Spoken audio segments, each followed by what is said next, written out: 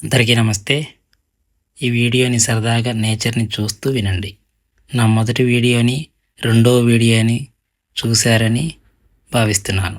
చూడకపోతే ఇప్పుడు చూస్తారని అనుకుంటున్నాను. నా వీడియోస్ అన్నీ కూడా సెల్ఫ్ డెవలప్‌మెంట్ గురించి మాత్రమే ఉంటాయి. అంటే డబ్బు, ఆరోగ్యం, ఆనందం. ఈ ప్రపంచంలో ఉన్న ప్రతి మనిషికి ఈ 3 అవసరం.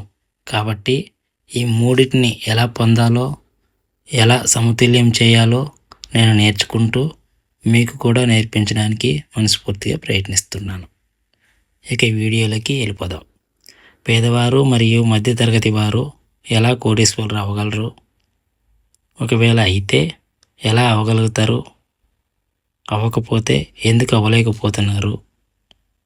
కొంతమంది నటీనటులతో నేను మరియు నా యొక్క టీంతో కలిసి రాబోయే వీడియోస్లలో చూపిస్తాము.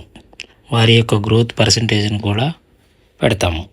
ప్రస్తుతం నేను నివసించే ప్రదేశం ప్రకారం పేదవారు, మధ్యతరగతి వారు, డబ్బున్నవారు ఈ విధంగా తీసుకోవడం జరిగింది.